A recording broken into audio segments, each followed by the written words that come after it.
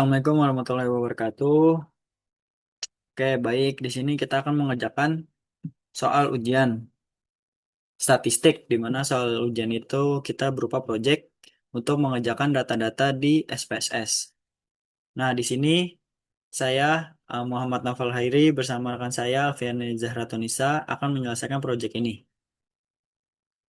Sebelum kita lanjut, untuk mengetahui judul kita dipersilakan kepada Alfiani Zahratunisa.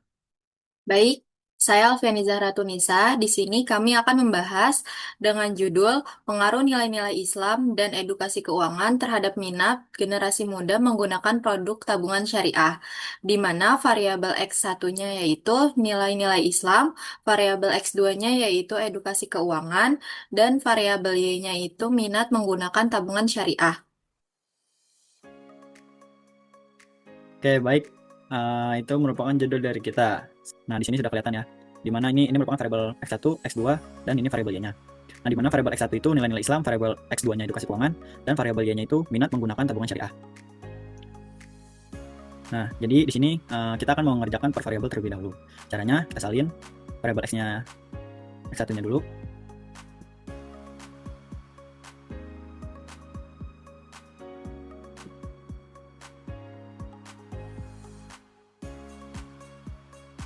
Nah, di sini kita beri dinamnya, kita ganti X1.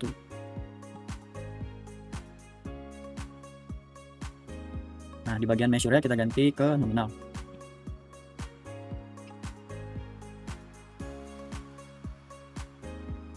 Setelah itu kita ke data view. Kita taruh hasil dari salin Excel tadi. Nah, akan seperti ini. Di situ kita klik analis. Klik analis, kemudian ke scale, situ reliability analysis. Nah, muncul seperti ini. Itu kita pindahkan ke items.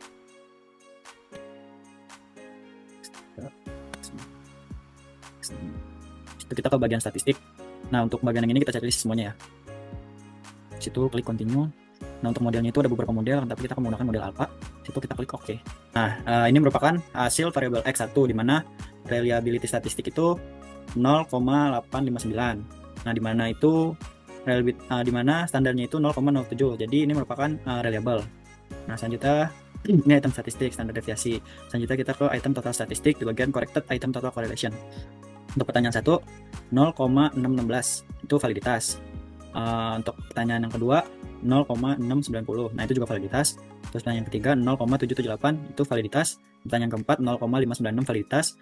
Dan pertanyaan kelima itu 0,727 itu juga validitas. Itu kenapa validitas? Karena standarnya itu 0,03. Nah, selanjutnya kita bahas ke variabel X2 dan X3. Itu kita langsung ke hasilnya saja karena caranya itu kurang lebih sama seperti variabel X1-nya.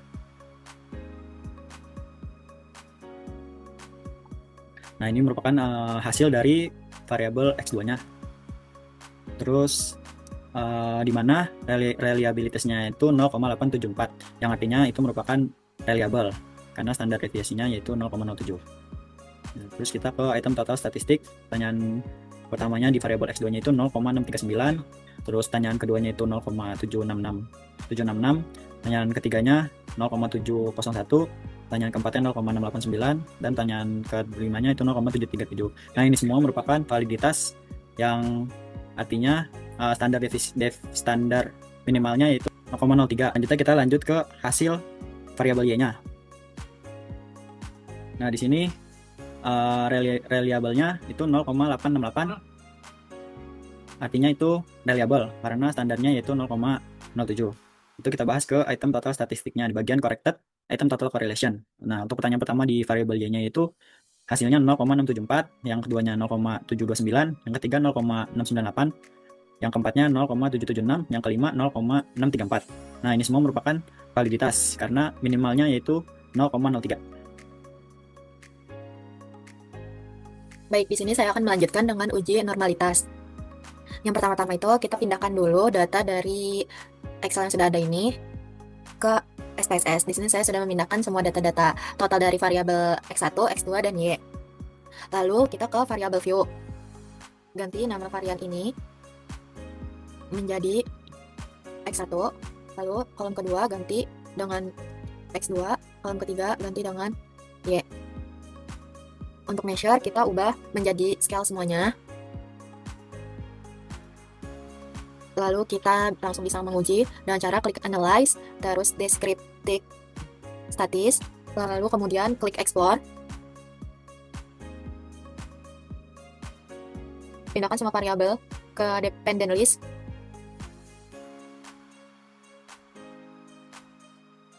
Jika sudah, pilih Plots, lalu centang bagian histogram dan Normality Plots, lalu Continue. Klik OK. Nah, di sini sudah keluar hasil dari uji normality-nya, ada dari case processing summary, descriptive, lalu kita di test of normality. Dari test of normality itu ada data dari Kolmogorov-Smirnov dan Shapiro-Wilk. Untuk data dari Kolmogorov-Smirnov, nilai sig dari X1 itu 0,001, artinya data tersebut tidak normal karena standar normal signya yaitu sebesar 0,05. Untuk X2 nilai signya itu 0,05, yang artinya data tersebut itu tidak normal karena standar normal signya yaitu sebesar lebih dari 0,05. Terus yang Y nilai signya itu 0,042, artinya data tersebut tidak normal karena standar normal signya yaitu sebesar lebih besar dari 0,05. Lalu ini untuk histogram dari X1. Nih untuk plotnya. Terus ini histogram untuk X2-nya. Dan ini histogram untuk Y-nya. Oke, baik. Sekarang kita masuk ke uji multikolinearitas. Nah, ada informasi sedikit untuk kriteria dari uji multikolinearitas ini ada dua. Yang pertama, jika nilai toleransinya lebih besar dari 0,100 dan CEF-nya itu kurang dari 10,00, maka kesimpulannya itu tidak terjadi gejala multikolinearitas. Terus yang kedua, jika nilai toleransinya lebih kecil dari 0,100 dan VEF-nya lebih besar dari 10,00, maka kesimpulannya itu akan terjadi gejala multikolinearitas. Nah, untuk itu kita lihat dari data yang sudah ada, yang sudah kita masukkan. Nah, untuk uji multikolinearitas itu sendiri kita ambil dari total per variabel. Habis itu kita salin, kita masukkan ke SPSS. Nah, nanti seperti ini. Habis itu jangan lupa measure-nya kita ganti ke scale. Nah, kemudian kita klik data view, klik analyze, kita klik bagian regression. Nih, di situ klik linear. Nah, tampilannya akan seperti ini. Nah, terus untuk variabel Y-nya kita masukkan ke kotak dependent sini. Selanjutnya variabel X1 dan X2 kita masukkan ke kotak independent seperti ini. Kemudian kita klik statistik. Situ kita jangan lupa untuk centang bagian collinearity diagnostic. Diagnostiknya kita centang. Itu kita klik continue. Itu kita klik OK. Nah, kemudian hasilnya itu akan muncul seperti ini. Kemudian kita lihat ke bagian koefisiennya. Nah, kita lihat untuk variabel X1-nya pada collinearity toleransinya itu 0,576. Kemudian FF-nya atau VIF itu 1,736, sedangkan variabel X2-nya itu sama 0,576 dan VIF-nya juga 1,736. Nah, dikarenakan nilai toleransinya lebih besar dari 0,100 dan FF-nya itu kurang dari 10,00, maka dapat disimpulkan itu tidak terjadi gejala multikolinearitas. Selanjutnya ini collinearity diagnostic. Selanjutnya saya akan melakukan uji heterokedesitas. Pertama-tama seperti biasa kita pindahkan dulu setiap data total jawaban dari setiap variabel ke SPSS. Lalu kita ke variabel view, kita ganti di kolom pertama dengan X1, kolom kedua X2, kolom ketiga Y. Untuk measure-nya kita ubah menjadi scale. Lalu kita bisa langsung menguji dengan cara klik analyze, lalu ke regression, pilih linear, pindahkan Y ke kolom dependen, terus X1 ke independen, X2 ke kolom independen, lalu kita pilih save, checklist pada unstandardized, selanjutnya kita klik continue, lalu oke. Kalau sudah muncul output SPSS, kita abaikan terlebih dahulu output ini. Kita kembali ke data view. Nah, di sini sudah muncul data res 1. Setelah itu, kita akan transformasikan ke dalam bentuk absolut dengan cara pilih menu transform. Lalu, pilih compute variable. Di kolom target variable, kita tulis ABS res. Di function group, kita pilih arithmetic. Terus di function and special variable, kita klik ABS 2 kali. Setelah itu akan muncul ABS di numeric expression, lalu masukkan variabel unstandardized-nya ke numeric expression. Klik OK. Lalu akan muncul variabel ABS res yang nantinya kita akan integrasikan dengan variabel independen dengan cara klik analyze ke regression, lalu pilih linear.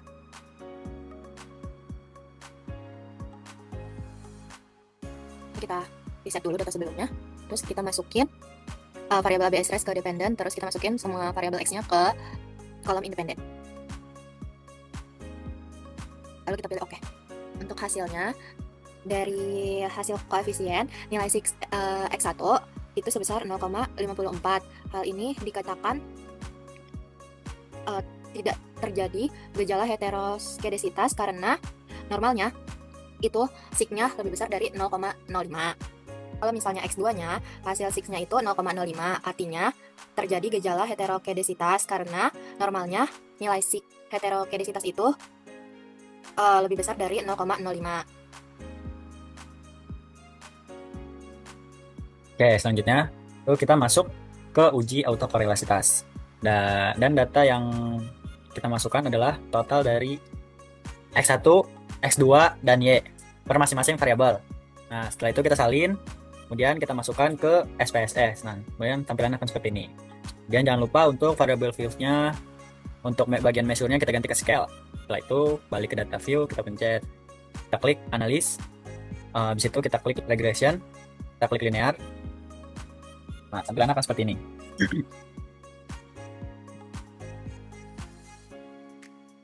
Dan untuk variabel Y-nya, kita masukkan ke kotak dependent. Ini. Setelah itu variabel X1 dan X2-nya sini, X2-nya seperti ini. Nah, setelah itu kita klik statistik dan kita checklist centang untuk bagian estimate, model fit sama Durbin Watson. Itu kita klik continue, klik OK. Nah, kemudian hasilnya seperti ini. Di sini bisa dilihat regression atau variables entered remove.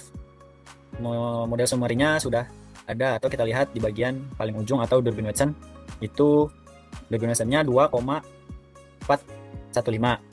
Kemudian di ANOVA terkhusus di bagian signifikan itu 0,01. Kemudian di koefisien, bagian koefisiennya di bagian signifikan yaitu 0,528. Kemudian untuk variabel X1-nya 0,001. Setelah itu untuk variabel X2-nya sama, itu 0,01. Kemudian bagian terakhir itu residual statistik. Tampilannya itu hasilnya itu akan seperti ini.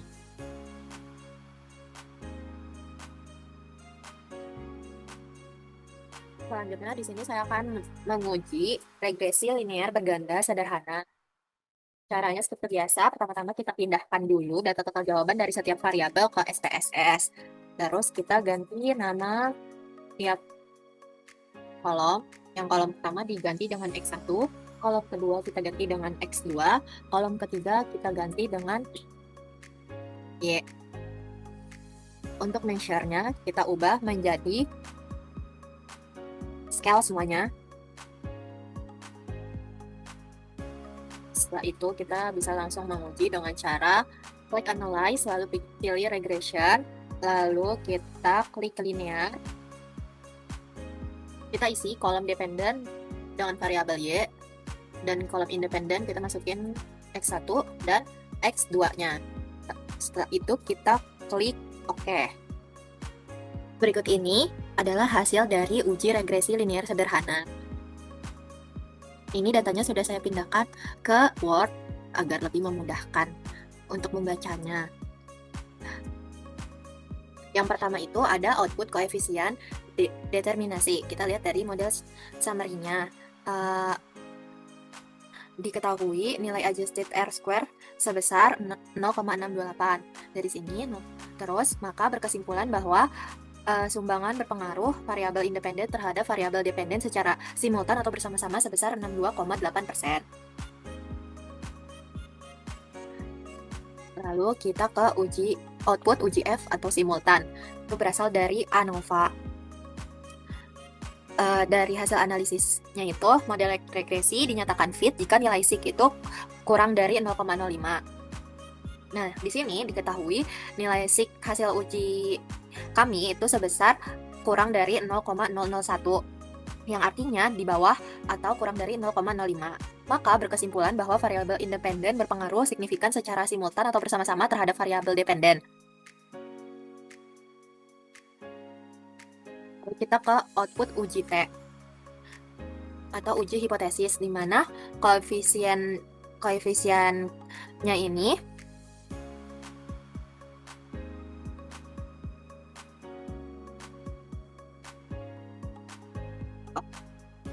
selanjutnya kita akan ke uji T atau uji hipotesis. Kita bisa lihat dari hasil koefisien, di mana jika nilai SIK kurang dari 0,05 berkesimpulan ada pengaruh secara signifikan dan sebaliknya. Nah, dari hasil uji kami, nilai SIK variabel X1 sebesar kurang dari 0,001 yang artinya di bawah atau kurang dari 0,05. Maka kesimpulannya variabel X1 berpengaruh dengan variabel Y. Kemudian nilai SIK variabel X2 yaitu sebesar kurang dari 0,001 yang artinya di atas salah tapi yang edit dulu kali ya, kebalik. Nggak usah, lanjut aja dari sini. Nih, sebesar kebalik, kocak.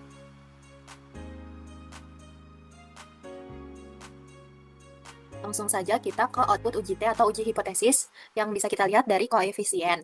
Di mana jika nilai SIK kurang dari 0,05 berkesimpulan ada pengaruh secara signifikan dan begitupun sebaliknya.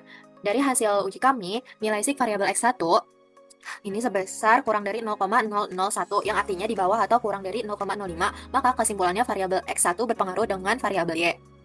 Kemudian nilai SIK variabel X2 sebesar kurang dari 0,001 yang artinya di ya Allah dah ulang 1000 kali.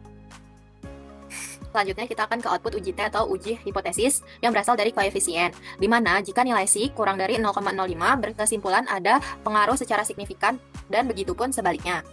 Dari hasil analisis uji kami, nilai SIK variabel X1 sebesar kurang dari 0,001 yang artinya di bawah atau kurang dari 0,05. Maka kesimpulannya variabel X1 berpengaruh dengan variabel Y. Kemudian nilai SIK variabel X2 sebesar kurang dari 0,001 yang artinya di bawah atau kurang dari 0,05. Maka kesimpulannya variabel X2 berpengaruh dengan variabel Y. Selanjutnya kita akan ke analisis persamaan regresi berganda. Persamaan regresi yang diperoleh yaitu 1,121 plus 0,380 plus 0,527. Ini itu berasal dari unstandardized yang ini. Yang 1,121-nya itu dari konstan, terus 0,380-nya itu dari X1, 0,527-nya itu dari X2-nya. Nah, nilai konstanta yang diperoleh sebesar 1,121, maka diartikan jika variabel independen bernilai 0 atau konstan, maka variabel dependen bernilai 1,121. Nilai koefisien regresi variabel X1 bernilai positif sebesar 0,380, maka diartikan bahwa jika variabel X1 meningkat, maka variabel Y juga akan meningkat dan sebaliknya. Nilai koefisien regresi variabel X2 bernilai positif sebesar 0,527, maka diartikan bahwa jika variabel X2 meningkat, maka variabel Y akan meningkat dan begitupun sebaliknya. Baik, mungkin cukup sekian pemaparan uji dari bermacam tes tadi yang telah kami lakukan. Kurang lebihnya mohon maaf. Wassalamualaikum warahmatullahi wabarakatuh.